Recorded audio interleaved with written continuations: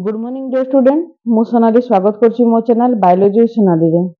तो आज आम देखा मैथ पेडागोजी रो आ गोटे नुआ टॉपिक जोटा छि अप्रोचेस जोठी आम कन्स्ट्रक्टिविज्म एवं एक्टिव बेस्ड आम देखा जोटा कि आज शिक्षण पंथा ज्ञान संगठन पंथा ता सहित शिक्षण कार्यभित्तिक पंथा ये दुटी को आम देखा। तो ता पूर्व जो मैंने भी मो चैनल नुआ अच्छा मो चैनल को सब्सक्राइब करो वीडियो पसंद थे लाइक और शेयर करिवो। तो ओटीटी 2024 आसुची तो प्रथमे मु मैथ पेडागोजी को कंप्लीट करूची एटा होची पेपर 2 पई तापर हमें मैथ रो हमें जो तार साइंस रो पेडागोजी कंप्लीट करबा ए प्रकार मु समस्त पेडागोजी को मु कंप्लीट करेबी ता सहित को जगह की पॉइंट कहा ऊपर केमिति क्वेश्चन आसीते ताको मध्ये मु डिस्कशन करिवि। तो प्रीवियस क्लास रो जहाँ भी मु पढ़े सारी तार लिंक पाई तमे मो डिस्क्रिप्शन में मु देई देबी प्लेलिस्ट रो लिंक तमे सेथरे की देखि परिबो एवं लेटेस्ट वीडियो रो अपडेट जानबा पाई तमे मो टेलीग्राम चैनल मध्ये जॉइन ही परिबो तार मध्ये मु डिस्क्रिप्शन में लिंक दे देबी। तो प्रथमे हमें देखिबा शिक्षण पंथा बा आमे ताको लर्निंग अप्रोचेस बोली कहि पाछौ। तो कोन अप्रोचेस सब अछि ताको हमें जानिबा। प्रत्येक शिक्षार्थी अन्य ठारो भिन्न एटा हमें जानिछु। समान बयसर शिक्षार्थी माने परस्पर ठारो मानसिक शारीरिक दक्षता आग्रह कार्य करिवार शैली दक्षता इत्यादि रे भिन्न होइथाती। आमे जदि कहि परिबा गोटे ग्रुप करि देबा प्रथम श्रेणी रो छुआ हो बा द्वितीय श्रेणी रो छुआ हो सेबंग आमे गोटे ग्रुप कर देबा सेठी मध्य सेमानक भितरे तमरो भिन्नता थाए। तमर कहार दक्षता अछि कहार अधिक आग्रह अछि कार कार्य करिवार शैली अलग अलग थाए तो सेमानक मध्य भिन्न भिन्न प्रकार गुण देखा मिल थाए। तेणु गोटे शिक्षादान पद्धति पढ़ा जाए तेबे छात्र छात्री से मानकर शिक्षण फलप्रद हो पारिबो नाही। तेणु जदि आमे गोटे प्रकार आमे गोटे शैली रे पढ़ी चलिबा ताहले केबे भी सेटा फल प्रदान करिवो कि नाही। तो सेई पद्धति मनकर आमे जदि गोटे पद्धति रे पढ़िबा तो सेई पद्धति रे किछि जन छात्र छात्री प्रभावित हेबे किंतु समस्त छात्र छात्री प्रभावित हेबेनी काहे आमे जानि समस्त गुण अलग। तो किए मनकर एक्टिविटी करिकी मन रखिबा पई भलो पाए किए तो जॉयफुल एनवायरनमेंट रे पढ़िबा पई भलो पाए किए तो तबर तार दक्षता मानसिक दक्षता अलग थिबो हला कार पारिवारिक माने जो एटमॉस्फियर अछि फैमिली एटमॉस्फियर अछि से हो तो बहुत भलो थिबो कार हो तो खराब थिबो। तेणु समस्त को जेतु समान नाही तेणु शिक्षादान पद्धति मध्य समान केतेबे न रखी ताकू मध्य भिन्न भिन्न करबा को पड़ी थाए। ठीक अछि तो एतकी बुझिलो। तो एक निर्दिष्ट शिक्षण दक्षता हासिल निमित्त भिन्न पद्धति विभिन्न पद्धति अवलंबन कले ताकू पंथा बोली कहबा। ताले पंथा कोन जो विभिन्न प्रकार जो पद्धति अछि जहा द्वारा कि शिक्षा दिया जाए ताको हम पंथा कहबा। अन्य अर्थ रे कहिले पंथा हेउची एक एकाधिक पद्धतिर समाहार माने विभिन्न प्रकार शिक्षण पद्धतिर समाहार को हम पंथा कहबा। विद्यार्थी माने उत्तम भावे ज्ञान लाभ करिबा कौशल हासिल करिबा पई एकाधिक पद्धति पंथा अनुसरण कले शिक्षण फलप्रद भी हेबो आ दीर्घ स्थायी मध्ये हेबो हला। तेणु जदि आमे भलो भाबरे विद्यार्थी मानकर ज्ञान भलो भाबरे से माने आहरण करंतु किंबा कौशल को हासिल करंतु सेदि पई हमको बहुत गुडा को पंथा केतो आमे एक्टिविटी बेस्ड करि परिबा केतो तांको आमे निजे तांको कहबा जे तमे निजे तांको क्वेश्चन आंसर टाइप रो करो कि निजे तमे से माने क्वेश्चन तयारी करिवे से माने आम सहित पार्टिसिपेट करिवे जो माने डिस्कशन में पार्टिसिपेट करिवे ग्रुप डिस्कशन होला एमति बहुत प्रकार पंथा सब अछि। तेणु आमे सेमिति किछि पंथा विषय रे पढ़िबा। तो देखो शिक्षादान शिक्षण रो विभिन्न पंथा कोन कोन अछि देखो। प्रथम तो हैला शिक्षक केंद्रिक अर्थात एठारे टीचर बेस्ड आमे कहि परिबा टीचर सेंटर हैला टीचर सेंट हैला शिक्षक बेस्ट टीचर सेंटर हैला। तब शिक्षार्थी केंद्रिक माने कोन देखो एटा स्टूडेंट बेस्ड हैला स्टूडेंट बेस्ड शिक्षण केंद्रिक पंथा हैला करिकुलम बेस्ड हैला एटा होचे करिकुलम बेस्ड हबो हैला करिकुलम बेस्ड हैला। तो एई प्रकार हमें ताको भाग करिछु। तो सेही अनुसार तो शिक्षक केंद्रिक माने कोन शिक्षक केंद्रिक माने हैला देखा जोटी कि टीचर अधिक एक्टिव थिबे हैला टीचर अधिक एक्टिव थिबे सी अधिक माने थिबे बाकी तुम जो विद्यार्थी माने कोन थिबे एठारे एक्टिव नथिबे किंतु जोटी शिक्षार्थी केंद्रिक थिबो एठी स्टूडेंट माने ही अधिक एक्टिव थिबे हैला स्टूडेंट माने अधिक एक्टिव थिबे आ एटा होची बेस्ट एटा ना आम वर्तमान रो करिकुलम कहूची जे स्टूडेंट सेंटर अधिक हेबा कथा बा स्टूडेंट को नेकी अधिक तमरो माने विद्यार्थी मान को अधिक तांको केंद्रिक करिकी पाठ करिकुलम टा हेबा कथा बोली कि आम शिक्षा आम जो शिक्षा अछि शिक्षा नीति अछि से कहूची हैला आउ केतेक शिक्षण पंथा हैला दक्षता भित्तिक पंथा ज्ञान संगठन पंथा शिक्षण कार्य भित्तिक पंथा हैला एठारे आमे केवल ज्ञान संगठन पंथा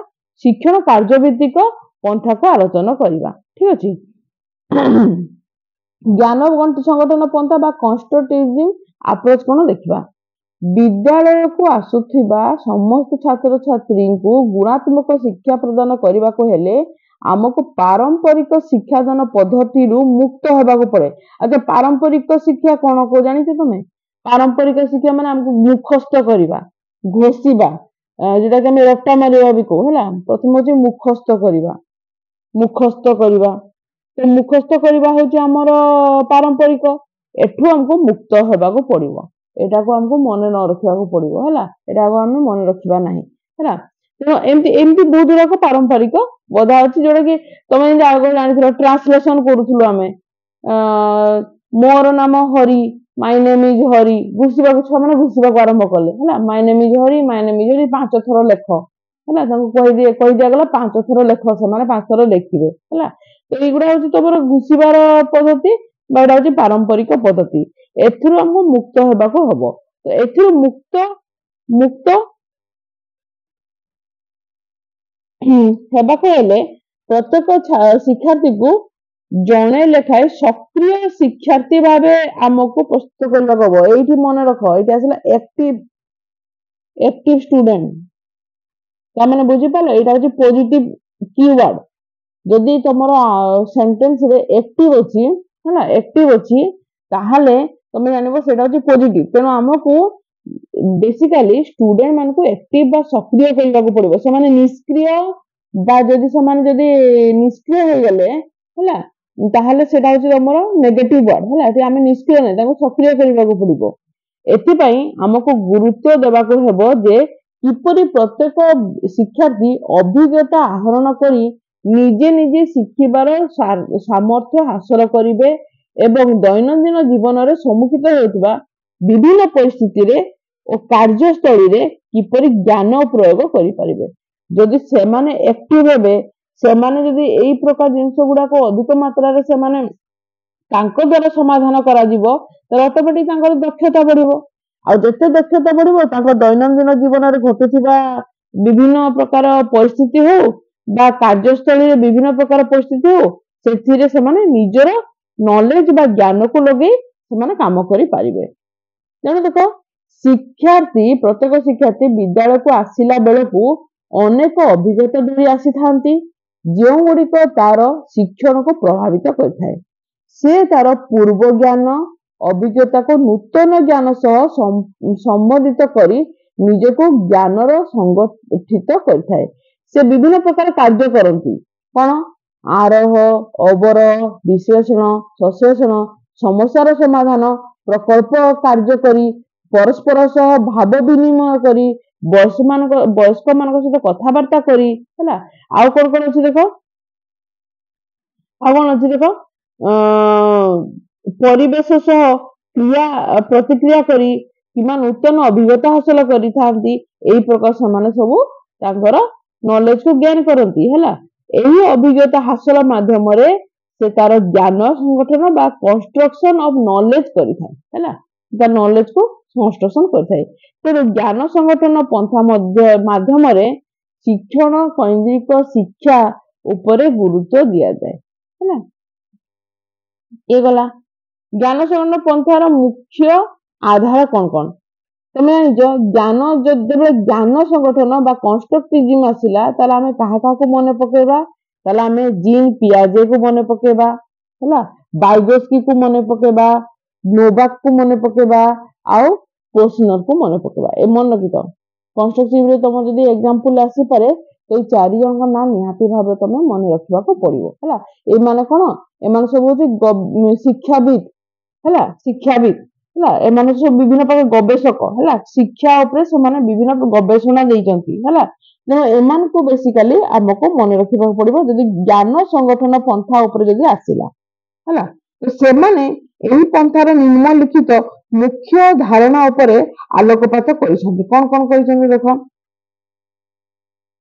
से माने बेसिकली कहिसंती शिक्षार्थी सक्रिय होई ज्ञान निर्माण करे अर्थात तम स्टूडेंट एक्टिव स्टूडेंट रेबार अछि यह केवल परिवेश रु ही संग्रह कर देखो केवल आसिला जो जगह केवल स्टेटमेंट थिबो सेटा होची भूल हला केवल परिवेश रु ही संग्रह करा जिवो सेटा नहे ज्ञान संगठन संरचना मुख्यतः शिक्षार्थी अभिज्ञता रु नहीं आसी थाए से जेते अभिज्ञता पाइबो सेतिकी तार ज्ञान संगठन होई थाए हला जेते तार अभिज्ञता बढ़िबो व्यक्तिगत कार्यकलापर संगठन मुख्यतः स्वनिर्देशित अर्थात कौन धाराबंधा नीति को यह प्रत्याख्यान करता है ये कौन माने आमर जोटा होची धाराबंधा नीति माने कोन जोटा आम ट्रेडिशनल रूल कौन प्रकार ट्रेडिशनल रूल को से केबे भी ग्रहण करे नहीं से तार निजर किछिटा स्वनिर्धारित निजर किछिटा माने सेल्फ डायरेक्शन हला सेल्फ डायरेक्शनल हला से निजर किछिटा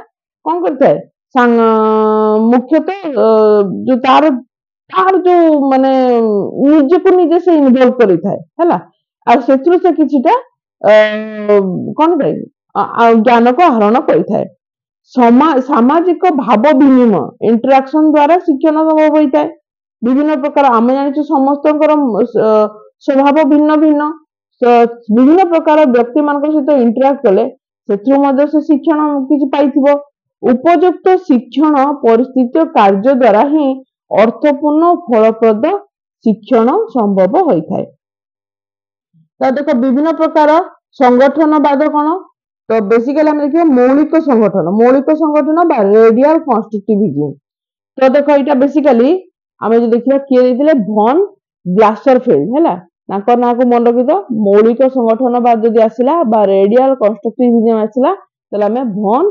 ग्लासरफील्ड को मन रखिबा मौलिक संगठनवाद रो जने प्रमुख प्रवक्ता पियाजे को बौद्धिक विकास तत्व को भित्ति करी ग्लासरफील्ड मौलिक संगठनवाद सपक्ष मतदान देइथिले एठी मन रखि तो जदि तुमको पचारि पारे जे भन ग्लासरफील्ड काहार बौद्धिक विकास तथ्य को नहीं भित्ति करी से तांकर मौलिक संगठनवाद सपक्ष मतदान व्यक्त करथिले ताले तांकर ना हबो जीन पियाजे हैला जीन पियाजे को से तांकर माने तांकर आइडल बोली से जानिथिले तांकर केतेक जिनस को तांकर केतेक स्टेटमेंट को नहीं कि ये मधे निजर स्टेटमेंट देइथिले हैला कोन कोन देइथिले देखो विद्यार्थी सक्रिय अंशग्रहण करी ज्ञान निर्माण करिवे हैला एक्टिव से माने बेसी एक्टिव रहबे निजर अभिज्ञता को परिवेशर अभिज्ञता सह संबोधित करी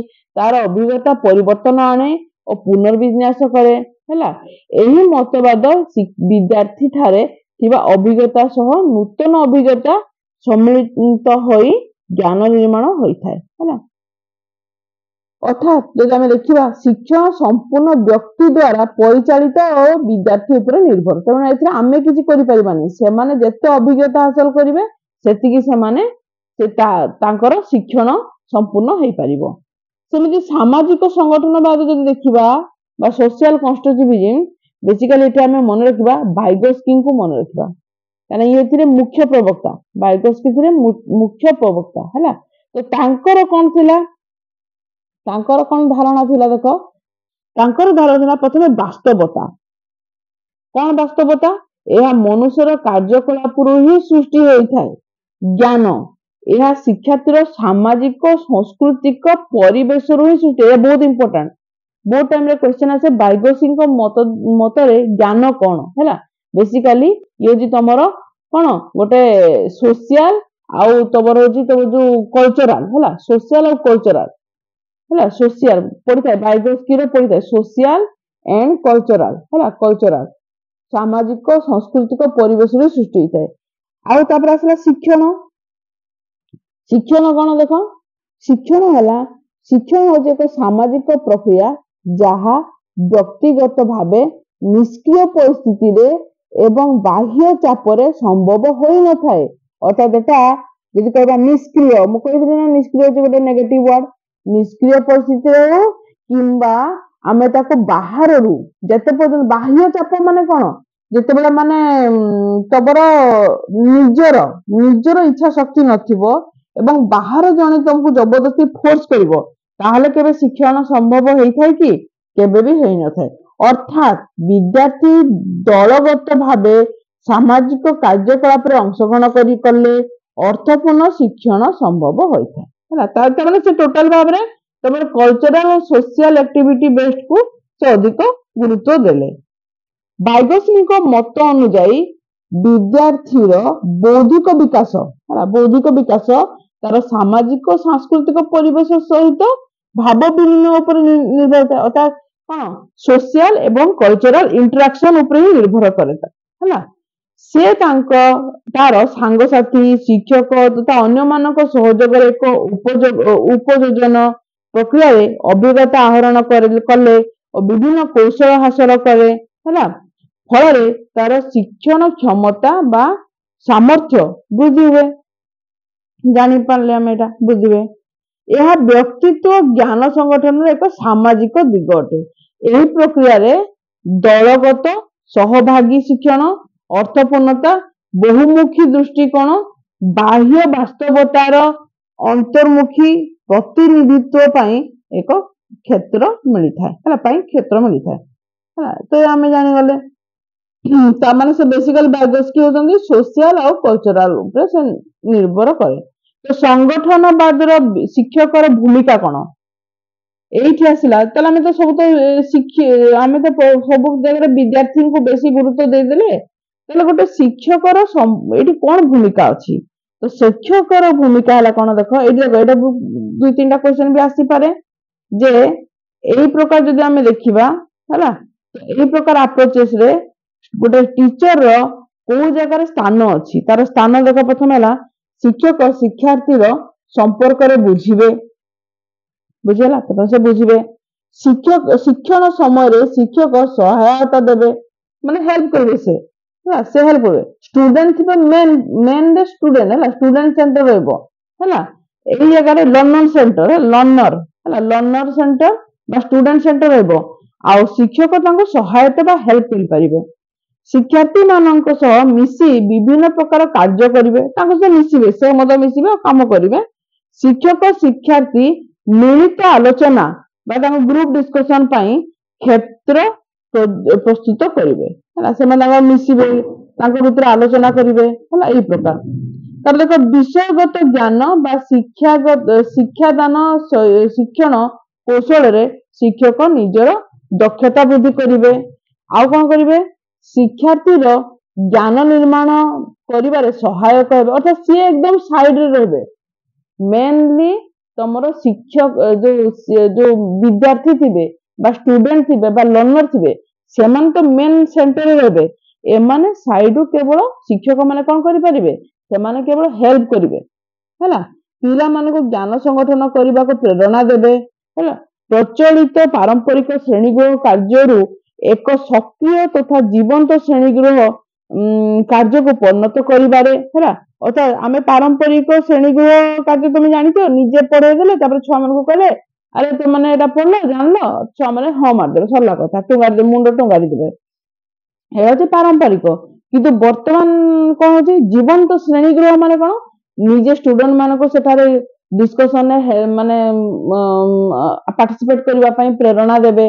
ସେମାନେ ନିଜେ ଆସିକି ସଲ୍ଭ କରିବେ, ଆନ୍ସର କୁ ସଲ୍ଭ କରିବେ। ସେମାନେ ଯେତେ ପାରିବେ କଣ ହେବେ, ସେମାନେ ତାଙ୍କର ନିଜେ କ୍ୱେଶ୍ଚନ ତିଆରି କରିବେ ଏବଂ ତାର ଆନ୍ସର ମଧ୍ୟ ସେ ନିଜେ ଦେବେ। ଏଇ ପ୍ରକାର ଜିନିଷ ବିଦ୍ୟାର୍ଥୀ କରିବେ। ଆଉ ତାଙ୍କୁ ଗୋଟେ ଶିକ୍ଷକ କଣ କରିବ, ଗୋଟେ ପ୍ରେରଣା ଯୋଗାଇବ। ହେଲା, ଶିକ୍ଷକ କଣ କରିବ, ପ୍ରେରଣା ଯୋଗାଇବ। ତାପରେ ଦେଖ ଆଉ କଣ ଅଛି, ସେଥିପାଇଁ ବିଦ୍ୟାଳୟରେ ଭୌତିକ ଶୈକ୍ଷିକ ପରିବେଶର ନୂତନ ଚିନ୍ତାଧାରା ଆବଶ୍ୟକ। ହେଲା, ତେଣୁ ଶିକ୍ଷକ ମାନେ ଏଥିପ୍ରତି ସଚେତନ ତଥା ଯତ୍ନବାନ ହୋଇ କାର୍ଯ୍ୟ କଲେ ପ୍ରତି ଶିକ୍ଷାର୍ଥୀର शिक्षण को निश्चित करा जाय परिबो। ये गला तापर देखो तमर आसिला शिक्षण कार्यभित्तिक पंथा हला। तो ये आमे नेक्स्ट क्लास रे पढिबा शिक्षण कार्यभित्तिक पंथा ऊपर हला। आज पय एतिकी। Thank you.